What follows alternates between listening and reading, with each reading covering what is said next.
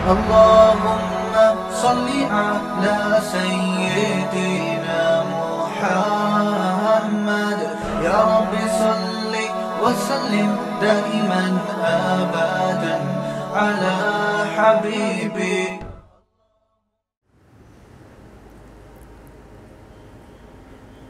بھائی کچھ نہ کچھ وقت نکال کے ہاتھ اٹھا کے اللہ کے سامنے گڑ گڑایا کریں.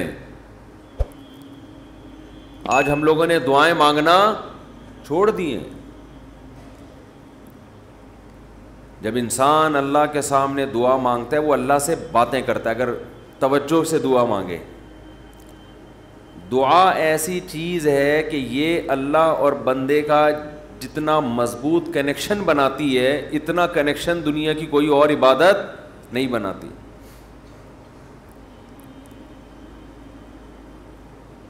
ہمیں شیطان ورغلاتا ہے کہ اس سے مل کیا رہا ہے تمہیں, نظر تو کچھ بھی نہیں آتا, ملتا تو کچھ بھی نہیں ہے. یہ شیطان کا بہت بڑا دھوکہ ہے, وہ بندے اور اللہ کے تعلق کو مضبوط نہیں ہونے دیتا. حضرت عمر رضی اللہ تعالی عنہ فرمایا کرتے تھے کہ مجھے اس کی زیادہ فکر نہیں ہوتی کہ میری دعائیں قبول ہو رہی ہیں کہ نہیں ہو رہی, مجھے زیادہ فکر اس کی ہوتی ہے کہ دعائیں مانگنے کی توفیق مل رہی ہے کہ نہیں مل رہی. دعائیں مانگنے کی توفیق مل رہی ہے تو اس کا مطلب قبول ہو رہی ہیں. فوکس تو اس کو کرو کہ دعا مانگ رہے ہیں کہ نہیں مانگ رہے. یہ کیسے ہو سکتا ہے کہ اس احکم الحاکمین کے سامنے ہاتھ اٹھاتے ہوں اور وہ خالی ہاتھ واپس کرتا ہو. تو آج دعاؤں میں جان ختم ہو گئی, دعائیں مانگنا چھوڑ دی. یہ جو میں نے قرآن کی آیت پڑھی ہے, رمضان اور دعا کا آپس میں بہت گہرا تعلق ہے, بہت گہرا.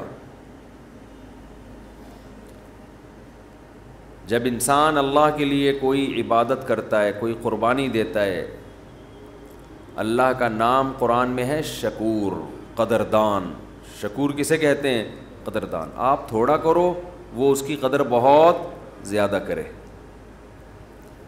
کچھ لوگ ناقدرے ہوتے ہیں نا, آپ کچھ بھی کر لیں ان کے لیے کہتے ہیں نا ناقدرہ ہے, میری بات کو ویلیو ہی نہیں دیتا, میرے احسان کو ویلیو ہی نہیں دیتا. اس لیے علماء کہتے ہیں کہ افطار کے وقت دعا کرنی چاہیے. کیوں؟ آپ نے سارا دن اللہ کے لیے ایک قربانی دی ہے. یہ بڑی بات ہے. آپ کی نظر میں شاید اس کی ویلیو نہ ہو, اللہ کی نظر میں اس کی بڑی ویلیو ہے کہ میرا بندہ نے مجھے دیکھا نہیں ہے اور اس نے سارا دن میرے لیے کھانا پینا چھوڑ دیا. کیا کر رہے ہیں؟ ہاں یہ مکھی تنگ کر رہی ہے, لیکن اتنا ایسے نہ پکڑیں کہ مکھی سے زیادہ آپ تنگ کرنا شروع کر دیں. ٹھیک, بس بھاگ گئی, نام ہی کافی ہے. تو کیا بات چل رہی تھی یار؟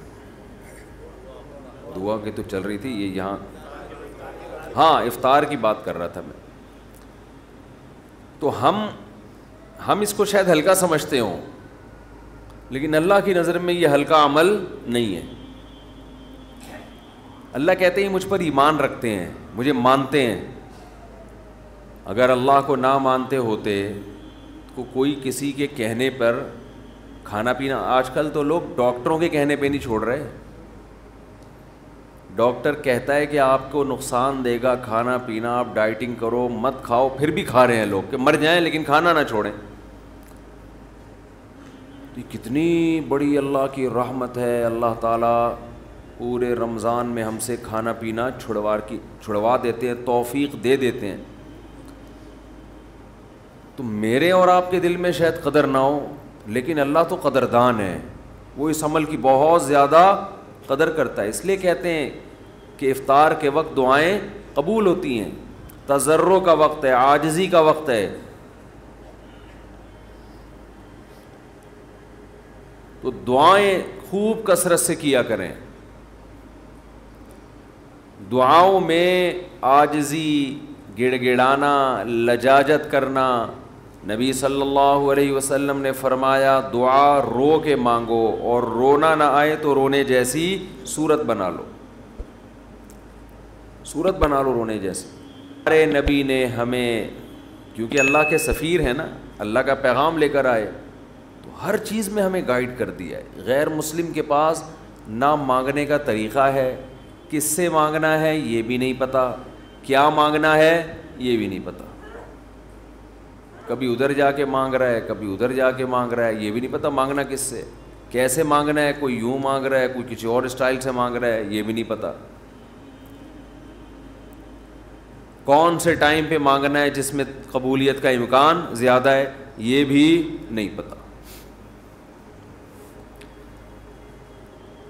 تو اللہ کے حبیب صلی اللہ علیہ وسلم نے ہمیں یہ بھی بتایا مانگنا کیا ہے، یہ بھی بتایا کس ٹائم پہ مانگنے کی فضیلت زیادہ ہے، اور یہ بھی بتایا مانگنا کیسے ہے، دل کی کیفیت کیا ہونی چاہیے، ظاہر کی کیفیت کیا ہونی چاہیے. تو سب سے زیادہ دیکھو، اللہ سے محبت ایک دفعہ دل میں تھوڑی سی چنگاری پیدا ہو گئی نا، تھوڑا سا تعلق اللہ سے کنیکشن بحال ہو گیا، اس کا دنیا میں سب سے پہلا فائدہ ملتا ہے سکون. اس کا جو دنیا میں سب سے فوراً کیش فائدہ ملتا ہے نا، کیش، وہ کیا ملتا ہے؟ سکون. آدمی اپنے آپ کو محفوظ سمجھنا شروع کر دیتا ہے کہ یار میں نے اپنے آپ کو کس کے حوالے کر دیا؟ اللہ کے. سب سے پہلا فائدہ یہ کہ بالکل ایسے جیسے ڈاکوؤں کا خطرہ ہو چاروں طرف سے، اور آپ نے دیکھا جی پولیس کی 3-4 موبائلیں ہمارے گھر کے قریب آ کے کھڑی ہو گئیں، آدمی لوگ سکون میں آ جاتے ہیں، یار کم از کم یہاں پر موبائل اسنیچنگ نہیں ہوگی، سکون سے سو جاؤ. تو جب انسان اللہ سے مانگتا ہے اور اپنے آپ کو اللہ کے حوالے کرتا ہے، اور اللہ تعالیٰ نے مانگنے میں کوئی شرطیں نہیں لگائیں، یہ بڑی زبردست بات ہے. کوئی شرطیں نہ کہ یہ والے قوائف پورے کرو گے تو پھر مجھ سے مانگو، ورنہ تمہیں مانگنے کی اجازت نہیں ہے. کوئی چرسی ہے تو جب تک چرس نہیں چھوڑے گا مجھ سے مانگ نہیں سکتا. کوئی بے نمازی ہے تو جب تک نمازی نہیں بنے گا مجھ سے مانگ نہیں سکتا. اللہ کہتے ہیں مجھ سے یہی مانگ لو، یہی مانگ لو، اللہ میں بے نمازی ہوں، مجھے کیا بنا دے؟ نمازی بنا دے. جو چیز نہیں ہے وہی مانگو اللہ تعالیٰ سے. وقال ربکم ادعونی استجب لکم، قرآن کہتا ہے، تمہارا رب کہتا ہے مجھ سے مانگو میں تمہاری پکار کو قبول کروں گا. اور کمال کی بات یہ ہے، پہلے مجھے اس آیت کی تفسیر سمجھ میں نہیں آتی تھی. اللہ کہتے ہیں مانگو میں تمہیں دوں گا، نہیں مانگو گے ایسے متکبرین کے لیے میں نے جہنم کی آگ رکھی ہے بھائی. یہ سمجھ سے بالاتر. میں آپ سے کہہ رہا ہوں مجھ سے قرضہ مانگو، آپ کہتے ہیں شکریہ جی آپ نے آفر کی، ضرورت ہوئی تو مانگیں گے، نہیں تو ٹھیک ہے جی بہت شکریہ. میں کہہ رہا ہوں اگر نہیں آئے نا مانگنے کے لیے، پھر دیکھو میں غنڈے بھیجوں گا، کٹ لگواؤں گا. آپ کہو گے یہ کون سا طریقہ ہے بھائی، یہ مجھ پر احسان کر رہے ہو یا گن پوائنٹ یہ زبردستی کروا رہے ہو کام؟ سمجھ میں آ رہی ہے بات کہ نہیں آ رہی ہے؟ آپ کہو گے یہ کون سا احسان کا طریقہ ہے. میں آپ سے کہہ رہا ہوں کہ آپ میری دعوت پہ آئیے گا، مجھے بڑی خوشی ہوگی، آپ کہیں گے تھینک یو، بہت شکریہ آپ کا، آپ نے یاد کیا ہمیں. پھر میں کہتا ہوں اگر نہیں آئے نا گنڈے بھیج کے میں کٹواؤں گا. آپ کہو گے یہ زیادہ ہو گئی ہے، یہ کیا ہو گئی ہے؟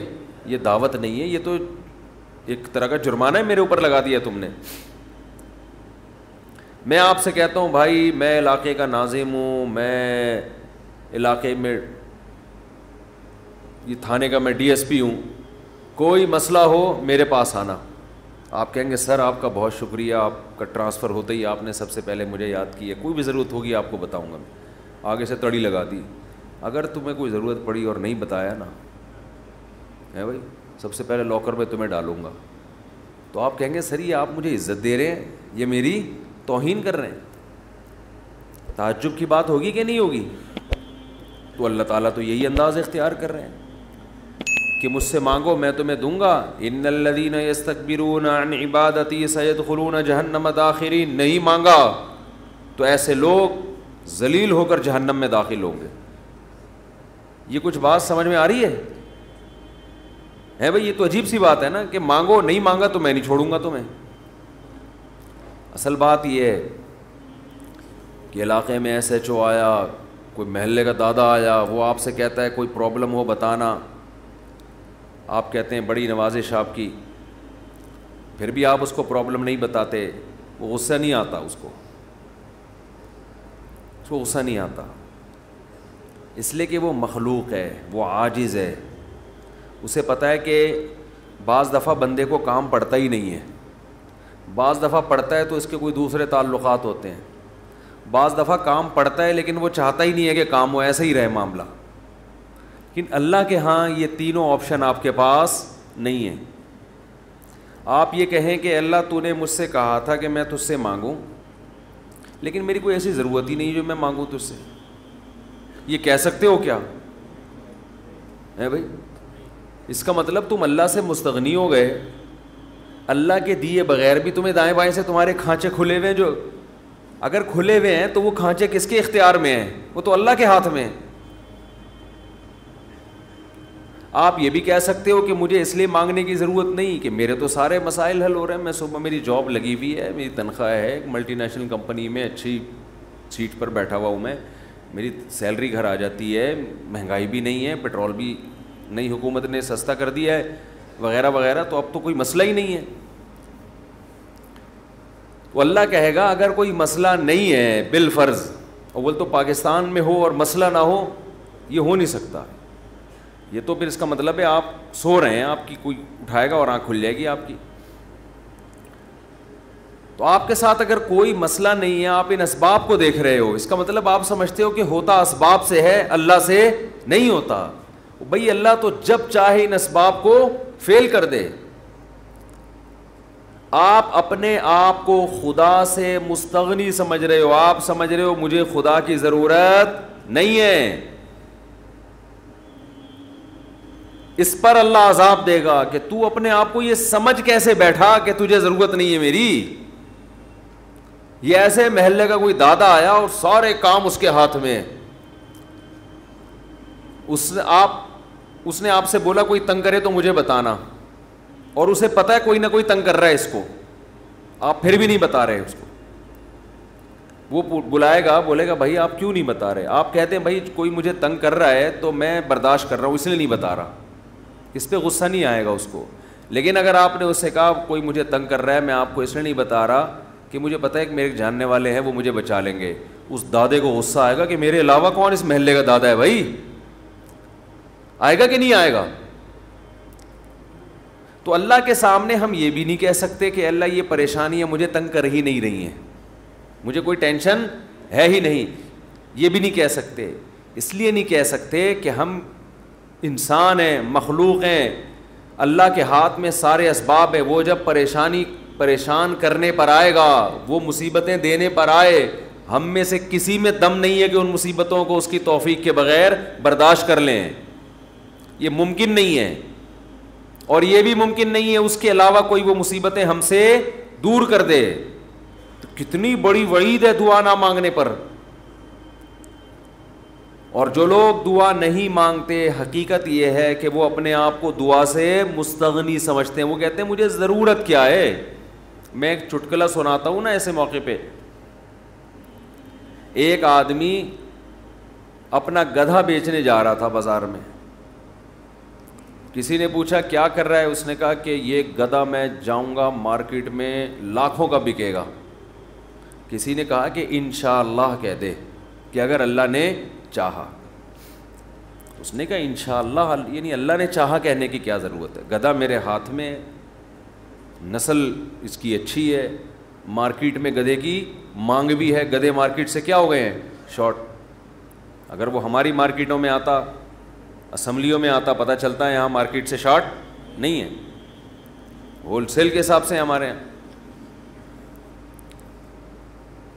تو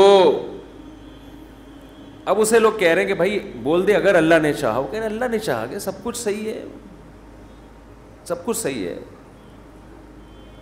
مارکیٹ میں گدھوں کی ویلیو بھی ہے اور انتظار میں بھی ہیں لوگ, تو منہ مانگی قیمت پہ بکے گا. اچانک کوئی مارکیٹ میں جب پہنچا, ڈاکو آیا, گدھا چھین کے لے گیا, یا اس گدھے کو بیماری ہوئی مر گیا, اب یہ خالی ہاتھ آ رہا ہے. اسی بندے سے رابطہ ہوا, اس نے پوچھا ہاں بھائی کیا ہوا؟ کہہ رہے انشاءاللہ میں گدھا لے کے جا رہا تھا, انشاءاللہ کوئی ڈاکو آیا, انشاءاللہ اس نے چاقو نکالا اور انشاءاللہ وہ گدھا مجھ سے چھین کے لے گیا. اب بات بات پہ کیا لگا رہا ہے؟ انشاءاللہ. اس نے کہا کم بخت جب لگانا تھا تو اس وقت تو لگایا نہیں انشاءاللہ, اور اب لگا رہا ہے. تو ہم پر جب مصیبت پڑتی ہے پھر ہم کہتے ہیں یار اللہ کہاں ہے؟ تو بھئی یہ تو مصیبت سے پہلے اللہ کو پکارو. جو اللہ کو نہیں پکارتا یہ اس کی علامت ہے کہ اس کی نظر اسباب پر ہے, اللہ پر نہیں ہے. وہ سمجھتا ہے یہ جیسے کافر اسباب کو دیکھتا ہے نا, وہ تو کہتا ہے خدا کیا کر رہا ہے؟ گاڑی کے ایکسیلیٹر پہ پاؤں رکھو تو گاڑی چلتی ہے, بریک پہ پاؤں رکھو تو رکتی ہے, تو اللہ کہاں ہے؟ تو اللہ کو اگر نہیں کوئی پکارتا تو اللہ اس کا مطلب پھر یہ سمجھتے ہیں کہ یہ سمجھتا ہے کہ اس کو میری ضرورت نہیں ہے. یہ بہت بڑا جرم ہے. بات بات پہ اللہ سے دعا مانگا کرو. پیغمبروں کی کتنی دعائیں اللہ نے قرآن میں نقل کی ہیں, بات بات پہ دعائیں مانگتے تھے, بات بات پہ. دعائیں یاد کریں, دعائیں. ایک کتاب آتی ہے مناجات مقبولہ, یہ نام نوٹ کر لیں. کیا نام ہے اس کا؟ مناجات مقبولہ. ہر کتاب ہر لائبریری سے مل جائے گی, یہ جو جتنے بھی کتب خانے ہوتے ہیں نا. مولانا اشرف علی تھانوی رحمہ اللہ تعالی نے قرآن اور حدیث کی دعاؤں کو جمع کر کے ایک چھوٹی سی کتاب میں لکھ لیا ہے, ایک چھوٹی سی کتابچے میں جمع کر لیا ہے. قرآن کی دعائیں اور حدیث میں جو دعائیں, بہت جاندار دعائیں ہیں وہ. اچھا, دعا ایسی چیز ہے کہ جب جن الفاظ سے انسان مانگ رہا ہوتا ہے نا, وہ الفاظ بھی اس کے دل پہ اثر کر رہے ہوتے ہیں. تو انہوں نے بڑا شاندار کام یہ کیا کہ اب چونکہ دعائیں تو بہت زیادہ ہیں, ساری دعائیں قرآن اور حدیث کی آپ پڑھیں گے تو ایک ہی اتنی لمبی ہو جائے گی پھر. تو انہوں نے اس کو 7 حصوں میں ڈیوائڈ کر دیا ہے. سمجھتے ہیں؟ ہفتے کے دن, اتوار کے دن, یہ یعنی 7 منزلیں بنا دی ہیں اس کی. اس کا ترجمہ بھی ملتا ہے, یعنی وہ دعائیں عربی میں اور نیچے اس کا ترجمہ. آپ بے شک عربی نہ پڑھیں, ترجمہ پڑھ لیں. وہ روزانہ کا معمول بنائیں. اس سے کیا ہوگا, آپ کو قرآن و سنت کی دعائیں یاد ہونا شروع ہو جائیں گی. وہ ایسی جاندار دعائیں, ایسی جاندار. ان دعاؤں میں آپ کو لطف آنا شروع ہو جائے گا, چسکا لگ جائے گا. کیسی کیسی دعائیں, دیکھو ایک پڑھ کے سناتا ہوں. اللہم اقسم لنا من خشیتک ما تحول به بیننا وبین معصیتک. اے اللہ ہمیں اتنا اپنا خوف دے دے, ہمارے دل میں اپنا اتنا خوف ڈال دے کہ وہ خوف ہمارے اور تیری نافرمانی کے درمیان آڑ بن جائے. سمجھ میں آ رہی ہے بات؟ زیادہ خوف نہیں چاہیے. زیادہ خوف پیدا ہو گیا تو زندگی کا مزہ کرکرا ہو جائے گا. جب آپ کے دل میں کسی چیز کا خوف مسلط ہو جاتا ہے تو لذتوں سے محروم ہو جاتے ہو آپ. دیکھو بچوں کے دلوں میں امتحان کا خوف ہوتا ہے نا, نہ کھا رہے ہیں نہ پی رہے ہیں. کراچی میں تو ایسا کوئی سیٹ اپ نہیں ہے, کوئی خوف ووف نہیں ہوتا. پنجاب میں دیکھا ہے ہم نے, بچوں کے پیپر ہونے والے, ایگزام ہونے والا, ایک دماغ پہ مسلط کر لیتے ہیں. زیادہ مسلط کریں گے تو پھر پڑھائی بھی نہیں ہوتی, ان سے ہاتھ پاؤں کانپنے لگتے ہیں. کراچی میں اللہ کا فضل ہے, یہ ٹینشن. کراچی میں جتنی بھی حکومتیں رہی ہیں اب تک کی رپورٹ کے مطابق, انہوں نے یہ بڑا فائدہ پورے سندھ میں الحمدللہ. یہ سندھ گورنمنٹ جب جتنی بھی رہی ہے اب تک, چاہے کسی کی بھی ہو, تو یہ الحمدللہ انہوں نے فیسلٹی دی ہے کہ کراچی کی عوام کو پڑھائی لکھائی سے الحمدللہ بالکل فارغ کر دی ہے. لڑکوں میں پڑھنے کا رواج ہے ہی نہیں. کچھ دن پہلے میں آ رہا تھا سفر پہ، تو کراچی کا ایک لڑکا وہاں پڑھنے گیا ہوا تھا، اسلام آباد،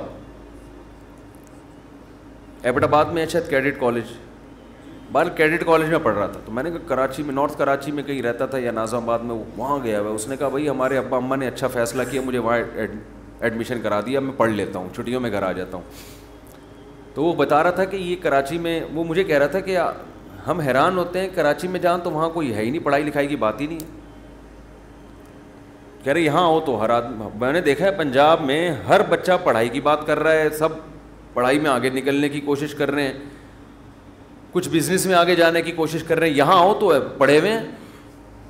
کراچی میں الحمدللہ پڑھے ہوئے ہیں لڑکے، پوری پوری رات کرکٹ کھیل رہے ہیں، اور ہم نے بھی بیان کر کے اپریشیٹ کر دیا. وہ کہہ رہے ہیں اب ٹھپا لگی، اب تو اور کھیلو. ہم نے تو اس لیے خوشی کا اظہار کیا تھا کہ چلو روزہ تو رکھ رہے ہیں نا، یہ مطلب تھوڑی تھا کہ کچھ بھی نہیں کرو.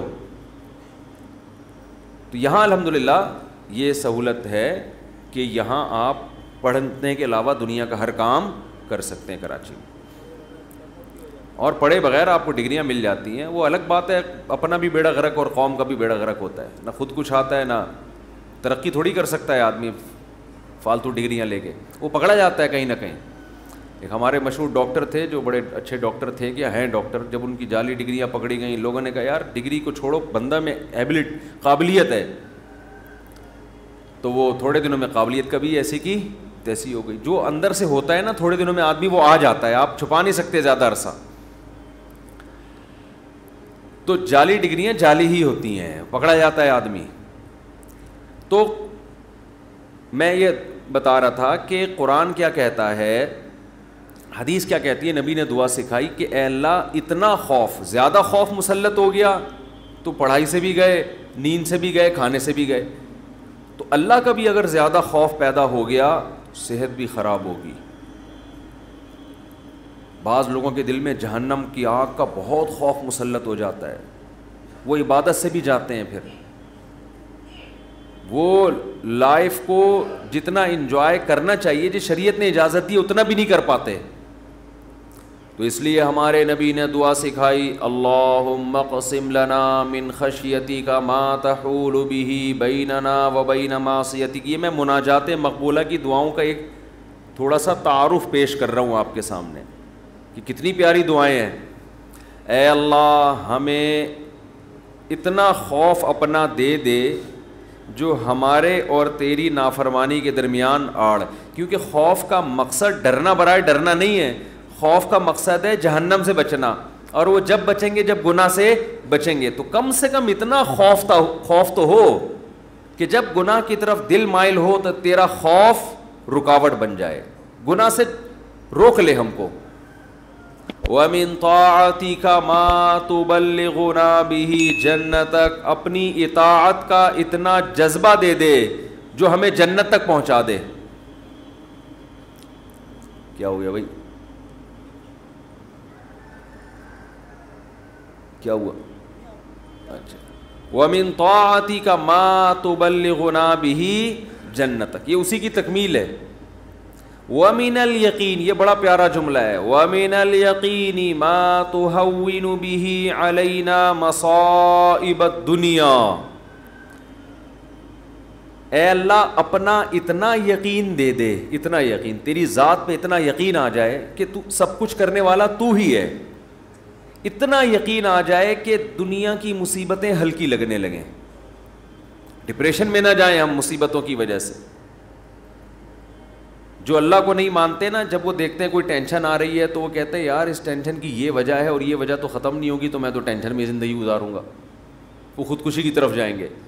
اور جس کو پتہ ہے کہ یہ دینے والا کون ہے، اللہ، وہ میرا خیر خواہ ہے، وہ مجھے سنورنے اور بنانے کے لیے دے رہا ہے، وہ یہ ٹینشن دور بھی کر سکتا ہے، وہ کسی سبب کا محتاج نہیں ہے، اس میں میرا فائدہ ہے، تو اس سے وہ ٹینشن کیا ہو جائے گی، ہلکی. تو اے اللہ اتنا یقین اپنا دے دے جس یقین کی وجہ سے دنیا کی مصیبتیں ہمیں ہلکی لگنے لگیں. اگر اتنا بھی یقین نہیں ہے تو یہ یقین نہیں ہے. وَمِنَ الْيَقِينِ مَا تُهَوِّنُ بِهِ عَلَيْنَا مَصَائِبَ الدُّنْيَا وَمَتِّعْنَا بِأَسْمَاعِنَا وَأَبْصَارِنَا وقواتنا ابدا ما ابقیتنا. اے اللہ تو نے ہمیں آنکھ کی نعمت دی, سننے کی نعمت دی, بولنے کی نعمت دی, چلنے کی اور بات کرنے کی, یہ تمام نعمتیں جب تک ہماری زندگی ہے یہ نعمتیں ہم باقی رکھنا, معذوری سے ہمیں بچانا. سمجھ رہے ہو کہ نہیں سمجھ رہے؟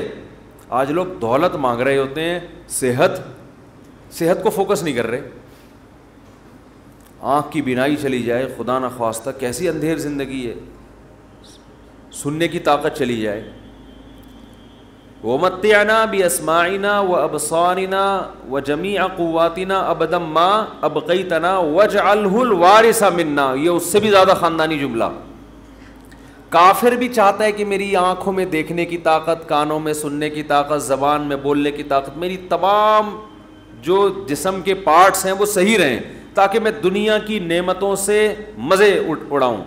تو اللہ ہم صرف اس لیے نہیں کہہ رہے کہ یہ تمام چیزیں باقی رکھ کہ ہم دنیا میں مزے اڑائیں, دنیا میں بھی لذت, اور یہ جو تو نے ہمیں طاقتیں دی ہیں یہ آخرت میں بھی ترقی کا ذریعہ بن جائیں.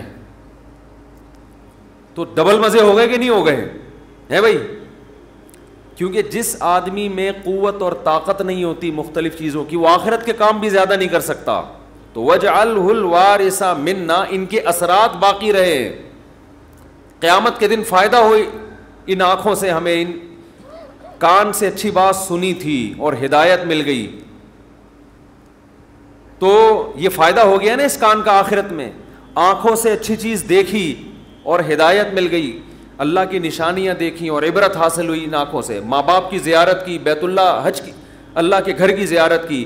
تو یہ آنکھوں کی لذت بھی ہے, اور اس لذت سے دنیا کا فائدہ بھی اور آخرت کا فائدہ بھی. وَاجْعَلْهُ الْوَارِثَ مِنَّا وَاجْعَلْ ثَأْرَنَا عَلَى مَنْ ظَلَمَنَا وَانْصُرْنَا عَلَى مَنْ وَاجْعَلْ ثَأْرَنَا عَلَى مَنْ ظَلَمَنَا وَانْصُرْنَا عَلَى مَنْ عَادَانَا. جو ہم سے دشمنی کرے اے اللہ تو اس کے خلاف ہماری مدد کر. دنیا میں بہت سارے دشمن ہیں, کچھ کو آپ جانتے ہیں, بہت سو کو نہیں جانتے. وَلَا تَجْعَلْ مُصِيبَتَنَا فِي دِينِنَا. اے اللہ اگر کوئی مصیبت مقدر میں ہے ہی تو وہ دنیا کی طرف پھیر دینا, دین ہمارا اس سے محفوظ رکھنا. دنیا کی مصیبت ختم ہو جاتی ہے, دین پہ کو نقصان اگر ہو گیا اس کے اثرات ہمیشہ ہمیشہ رہیں گے. وَلَا تَجْعَلْ مُصِيبَتَنَا فِي دِينِنَا وَلَا تَجْعَلِ الدُّنْيَا أَكْبَرَ هَمِّنَا. یہ جب مانگا کرے نا خوب شوق سے, اس کا مفہوم سوچ کے, اے اللہ دنیا ہمارا بڑا غم نہ بنا دینا کہ ہماری بڑی چاہت ہی کیا ہو. آج آپ دیکھیں, آپ کسی سے پوچھیں تجھے دنیا میں سب سے بڑی ٹینشن کیا ہے, وہ کیا بزنس. تیرا سب سے بڑا مسئلہ کیا ہے, صحت. تیرا سب سے بڑا مسئلہ کیا ہے, بیوی ٹھیک ہو جائے. تیرا سب سے بڑا مسئلہ کیا ہے جو تو چاہتا ہے, یار میرا سب سے بڑا مسئلہ ہے میری شادی ہو جائے. تیرا سب سے بڑا مسئلہ کیا ہے, یار ابا ٹھیک ہو جائیں. تیرا سب سے بڑا مسئلہ کیا ہے, یار میرے بال نہیں ہیں سر پہ, میں سارا دن اسی کوشش میں لگا رہتا ہوں سر پہ بال نکل آئیں. بھائی تیرا سب سے بڑا مسئلہ کیا ہے, بھائی مجھے اللہ نہ کرے کینسر ہے, میرا سب سے بڑا مسئلہ اس وقت یہ بن چکا ہے میرا کینسر کسی طرح سے ٹھیک ہو جائے. بھائی تیرا سب سے بڑا مسئلہ کیا ہے, یہ لوگوں کی آپ سروے کریں تو یہی ہوگا نا. سمجھ میں آ رہی ہے بات؟ اکبر ہمینا کا مطلب سب سے بڑا مسئلہ, سب سے بڑی ٹینشن. بھائی تیرا سب سے بڑا مسئلہ کہ یار میرے بچے میرے قابو میں نہیں ہیں, میری سب سے بڑی خواہش ہے میرے بچے انسان کے بچے بن جائیں. بھائی تیرا سب سے بڑا مسئلہ کیا ہے, بھائی اس کا سب سے بڑا مسئلہ اس کو خدا نخواستہ فالج ہوا ہوا ہے, اس کی ابھی سب سے بڑی کوشش یہی کہ فالج ٹھیک ہو جائے اس کا. نبی دعا سکھا رہے ہیں یہ کبھی بھی ہمیشہ اللہ سے پناہ مانگو, اے اللہ یہ چیزیں میرے مسئلے تو رہیں, سب سے بڑے مسئلے نہ رہیں. سب سے بڑا مسئلہ ایک ہی ہو, آخرت. بھائی یہ مسئلہ ختم ہو گیا, کوئی دوسرا مسئلہ آ جائے گا آپ کے ساتھ. کیا خیال ہے؟ ادھر میری طرف دیکھیں نا, ادھر کیوں دیکھ رہے ہیں؟ ابھی آپ کا سب سے بڑا مسئلہ ہے میرا بیان سنیں آپ بیٹھ کے. اچھا مجھے کچھ اس وجہ سے دیکھ رہے تھے آپ مجھے. اچھا ٹھیک ہے میں اس میں دیتا ہوں دعا میں. 4 لاکھ روپے پہ جمع ہوئے ہیں, ابھی جمع کرنا ہے 25-30 لاکھ, اس کے لیے تھوڑی سی. اچھا, میں جمعے کی نماز کے بعد دیتا ہوں. تو سب سے بڑا مسئلہ جو میرا اور آپ کا ہو تو حدیث میں آتا ہے کہ اللہ سے دعا مانگو, لا تجعل الدنیا اکبر ہمنا, اے اللہ یہ دنیا کے جو بکھیڑے اور مسائل ہیں یہ ہمارا سب سے بڑا مسئلہ نہ ہو. سب سے بڑا مسئلہ ہمارا ایک ہو بھائی, کینسر ٹھیک ہو یا نہ ہو, آخرت صحیح ہو جائے. ہم نے ایسے علماء کو دیکھا ہے موت کے وقت شفا کی زیادہ فکر نہیں ہے ان کو کہ میں ٹھیک ہو جاؤں, فکر یہ ہے کہ بھلے مر جاؤں لیکن مغفرت ہو جائے آخرت میں. ہمارے ایک استاذ تھے, 45-50 سال بمشکل ان کی عمر ہوگی, بیمار ہو گئے بہت سخت. تو میں جب بھی ان سے ملنے کے لیے جاتا, ان کی عیادت کے لیے, عام طور پہ جب آپ بیمار کی عیادت کے لیے ملے تو بس وہ ایک ہی چیز کر رہا ہوگا, یار میں ٹھیک ہو جاؤں, بس میں ٹھیک ہو جاؤں, بس میں ٹھیک ہو جاؤں, اب فلاں ڈاکٹر, وہ اس کے علاوہ اس کی کوئی چاہت نہیں ہوتی. ہم جب ان سے ملنے کے لیے گئے تو بڑی شدید تکلیف میں, نلکیاں لگی ہوئی ہیں, ڈرپ چڑھ رہی ہے, بہت کمزور ہو گئے. ہم نے کہا کیسی طبیعت ہے؟ کہہ رہے طبیعت ٹھیک نہیں ہے, دعا کرو اللہ مجھے شفا دے دے. پھر تھوڑی دیر میں کہنے لگے بس دعا کرو اللہ مجھ سے آخرت میں حساب نہ لے. ہر تھوڑی دیر کے بعد, بھائی اگر میری زندگی ختم ہو رہی ہے تو بس دعا کرو اللہ مجھ سے آخرت میں حساب نہ لے. دنیا دار آدمی کہتا ہے بس ختم ہو رہی ہے تو نہیں, ختم نہیں ہو, بس یہ دعا کرو, یہ میں مرنا نہیں چاہتا بھائی میں کسی بھی قیمت پہ.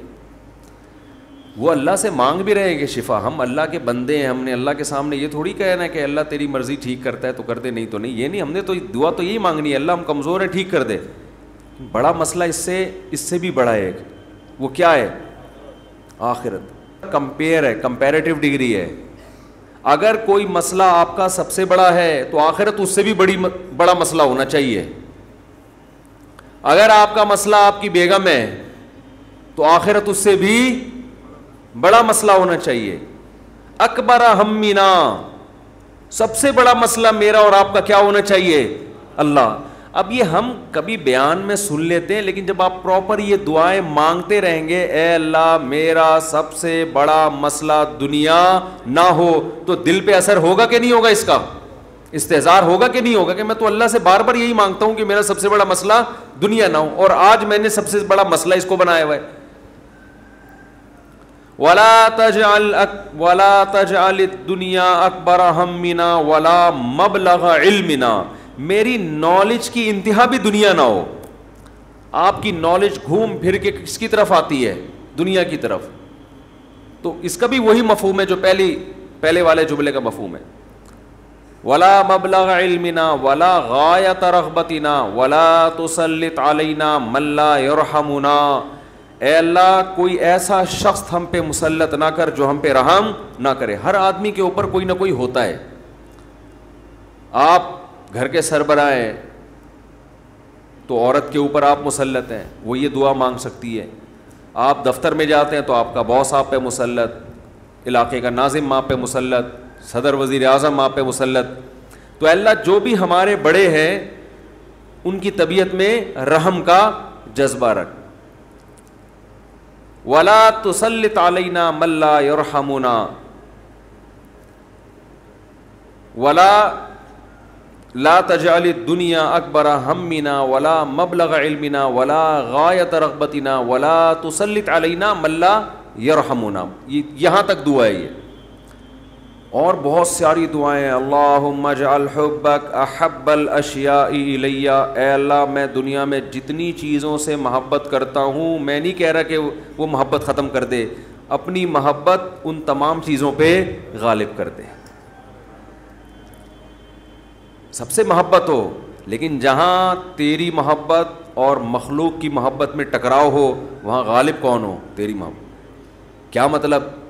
کبھی کسی کو خوش کرنے کے لیے تجھے ناراض کرنا پڑے تو اس کو ناراض کر دوں, تجھے ناراض نہ کروں. جس سے زیادہ محبت ہوتی ہے اس کے لیے چھوٹے محبوب کو انسان ناراض کر دیتا ہے, چھوٹے کے لیے بڑے محبوب کو انسان ناراض نہیں کرتا. یہ نہیں ہوتا. وَاجْعَلْ خَوْفَكَ أَخْوَفَ الْأَشْيَاءِ إِلَيَّ، اے اللہ دنیا میں بہت ساری چیزیں ایسی ہیں جن سے انسان خوف زدہ ہوتا ہے اور ہونا چاہیے، تو میں یہ نہیں کہتا چیزوں کا خوف ہی ختم کر دے، لیکن اپنے خوف کو ان تمام خوفوں پہ غالب کر دے، اپنے خوف کو ان تمام خوفوں پہ، جہاں تیری نافرمانی ہو وہاں کسی سے نہ ڈروں میں، جو اکھاڑنا ہے اکھاڑ لو بھائی، نماز نہیں چھوڑ سکتا میں، ہوتا ہے نا، باس کہہ رہا ہوتا ہے آپ کو اجازت نہیں ہے نماز پڑھنے کی، بھائی آپ نے جو اکھاڑنا ہے اکھاڑ لو۔ ہمارے ایک رشتہ دار تھے کیا ہیں، اللہ ان کی عمر میں برکت دے، شپ پہ تھے کیپٹن، تو ان کے والد صاحب اتنا بیمار ہوئے کہ ہمارے نانا ہی، بتانے میں کوئی حرج نہیں ہے، بیمار ہوئے نانا ہمارے، یعنی اب ظاہر ہے میں ماموں کی بات کر رہا ہوں نا، پھر یہ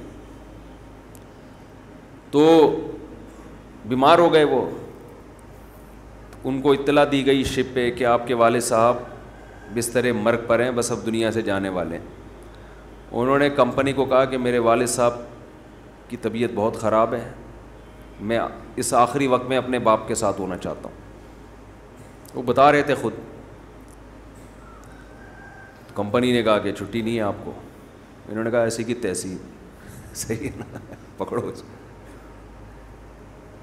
چھٹی دینی ہے تمیز سے دو، نہیں دینی ہے تو میں چھوڑ کے جاؤں۔ یہ کیسے ہو سکتا ہے، میرا باپ دنیا سے جا رہا ہے اور میں یہاں کمپنی کے لیے بیٹھا رہا ہوں یہاں پہ، کمپنی بعد میں ہے، باپ کون ہے، پہلے ہے۔ تو خیر وہ دے دی ان کو تمیز سے چھٹی، انہوں نے تھوڑی بدماشی بھی کرنی پڑتی ہے، بھائی چھٹی دو مجھے، نہیں تو رکھو کسی دوسرے بندے کو، یہ میرا ہیڈک نہیں ہے۔ غیرت ختم نا، مارکیٹ میں غیرت ہی نہیں ہے۔ تو باپ ماں یہ رشتے ایسے تھوڑی ہے کہ آپ کمپنی باس چھٹی دے دیں گے تو چلا جاؤں گا، نہیں تو سر میں مجبور ہوں، بھائی تمہارے باپ کو بھی چھٹی دینی پڑے گی۔ تو ایسے ہی نماز کے لیے بھی ہمارے حضرت ایک واقعہ سنایا کرتے تھے، بس یہ واقعہ کر کے بیان ختم کرتا ہوں کہ ایک صاحب کو اسلام آباد میں کسی کمپنی میں جاب ملی، تو کمپنی نے ان کو انٹرویو کے دوران بتا دیا کہ آپ کو نماز پڑھنے کی اجازت نہیں ہوگی۔ اس نے کہا میں یہ جاب، حالانکہ سارے انٹرویوز پورے ہو گئے تھے، سلیکشن ہو چکا تھا ان کو، لیکن آخری میں ان کو یہ بتا دیا، انہوں نے کہا میں نہیں کرتا یہ جاب، اچھی خاصی تنخواہ تھی۔ تو اس نے کہا کہ کیا آپ پکے نمازی ہیں؟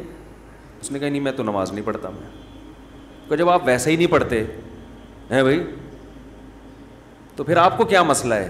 اس نے کہا میں ویسے ہی نہیں پڑھتا، سست ہوں، کاہل ہوں، تمہارے مشورے پہ میں نماز چھوڑ دوں یار، ٹھیک ہے نا، کمپنی کے کہنے پہ میں چھوڑ دوں؟ خدا کہے گا نا کہ تیرا دل اپنا ہی نہیں چاہتا تھا، ہے بھائی تیرا اپنا دل نہیں چاہتا تھا، تو نالائق تھا، لیکن اب کمپنی اور خدا کا مقابلہ ہو رہا ہے تو اس کو نے خدا بنا لیا ہے۔ یعنی ہم اتنا پروٹوکول تھوڑی کمپنی کو دیں گے، باس کو دیں گے کہ تو کہہ دے نماز چھوڑ دو، تو ہمارا باپ ہے جو تو کہہ دے یہ کام تو ہم باپ کے کہنے پہ ہی۔ اگر آپ کا نماز پڑھنے کا موڈ ہوا اور ابا کہہ رہے نہیں پڑھو، ایسے موقع پہ آدمی کہتا ہے ابا میرا اپنا آج تو میرا موڈ بن گیا ہے، میں کیسے چھوڑ دوں نماز؟ تو یہاں تو ابا کو آدمی لفٹ نہیں کراتا میرے بھائی، جو کرنے والے ہوتے ہیں۔ باس کو اتنا باپ کیوں بنا لیں گے ہم؟ تو باس کی چمچہ گیری اتنی کیا کرو جتنی قیامت میں افورڈ کر سکو، یہ بھی انسان ہے، اتنا زیادہ فری نہیں کرایا کرو۔ میں یہ نہیں کہہ رہا اپنے باس سے بدتمیزیاں شروع کر دیں، آپ بد کلامیاں شروع کر دیں، عزت دینی چاہیے، لیکن اللہ سے آگے تھوڑی نکالنا ہے اس کو، اللہ سے آگے تھوڑی رکھنا ہے۔ تو ہمارے حضرت کو وہ بڑا پسند آیا بے نمازی، کہا کہ دیکھو غیرت ہے اس میں، اتنی بڑی جاب ٹھکرا دی اس نے۔ بولا بھائی تمہارے کہنے سے تم نے، یعنی میں اس لیے اب نماز نہیں پڑھ رہا کہ کمپنی کی طرف سے اجازت نہیں ہے، تو کمپنی کون ہوتی ہے مجھے روکنے والی؟ تم چند لاکھ روپے تنخواہ دے کے تم نے ہمیں غلام بنا لیا ہے، تو اگر ہم اللہ کی نہیں مانتے تو تمہاری بھی نہیں مانتے، ٹھیک ہے نا، تو تمہاری تو ہم پہلے ٹھکرائیں گے۔ تو غیرت مند بے نمازی، غیرت مند بے نمازی۔ خیر نماز پڑھنی چاہیے، نماز کی ویلیو کم نہیں ہے۔ تو یہ ہے وَجْعَلْ خَوْفَكَ أَخْوَفَ الْأَشْيَاءِ إِلَيَّ وَقْتَ عَنِّي حَاجَاتِ الدُّنْيَا بِالشَّوْقِ إِلَىٰ لِقَائِكَ، اے اللہ اپنی ملاقات کا شوق اتنا دے دے کہ دنیا کی حاجتوں کی تمنا نہ رہے. اتنا شوق ہو جائے کہ اس دنیا میں سب سے بڑا شوق ہی یہ بن جائے.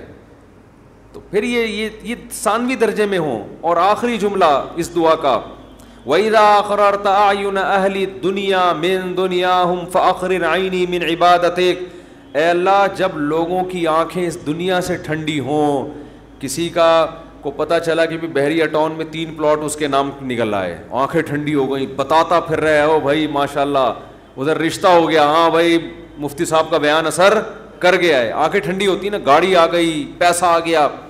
تو اے اللہ اس وقت میری آنکھیں اپنی عبادت میں ٹھنڈی کرنا, مجھے عبادت کی ایسی لذت دے دے, اپنے سامنے راز و نیاز اور مناجات کی, اور اپنے سامنے دعا مانگنا اور نماز پڑھنا اور تیری تلاوت کرنا اور تیری عبادت کرنا, تیرے سے تعلق ایسا ہو جائے کہ میری آنکھیں دنیا سے ٹھنڈی نہ ہو. مجھے مزہ کس میں آئے؟ تجھ سے راز و نیاز کرنے میں. یہاں بھی یہ نہیں کہا جا رہا مجھے دنیا نہیں دینا, مجھے پلاٹ نہیں چاہیے, مجھے گاڑی نہیں چاہیے. چاہیے بھائی, کون مستغنی تھوڑی ہے اللہ سے, سب کچھ چاہیے, لیکن جو لذت ہو نا, لذت وہ ان چیزوں میں نہیں ہو, ان ٹکڑوں میں, کھلونوں میں. لذت کس میں ہو؟ آخرت میں, تجھ سے تعلق میں. تو وہ خرید لیں مناجات مقبولہ, کیونکہ دعائیں تو بہت ہیں نا, ہم کن کن دعاؤں پہ بیان کرتے ہیں. تو ایک دن ہفتے کو آپ نے جو اس میں لکھا ہوا ہے ہفتے کو یہ پڑھے, اتوار کو آسانی کے لیے, ترتیب کے لیے, تو اس سے پورا ہفتہ 1 دن 2 دن 3 دن 4 دن پھر پڑھتے رہیں گے تو وہ دعائیں آہستہ آہستہ آپ کو یاد ہونا شروع ہو جائے گی. پھر ایک دن آپ آٹو پے ہو جائیں گے, ٹھیک ہے نا, جیسے میں بعض چیزوں پہ آٹو پے ہو گیا ہوں, خود بخود منہ سے نکلنا شروع ہو جاتی ہیں, خود بخود کچھ چیزیں ہیں وہ پھر کبھی بیان میں بتاؤں گا انشاءاللہ. تو وہ آٹو پہ آ گیا ہوں میں, تو وہ خود بخود ہونا شروع, تو وہ آپ کو دعائیں آہستہ آہستہ خود بخود یاد, اور آپ کو محسوس ہوگا آپ کے دل کی کیفیت آہستہ آہستہ چینج ہو رہی ہے. اللہ تعالیٰ سمجھنے کی عمل کی توفیق عطا فرمائے.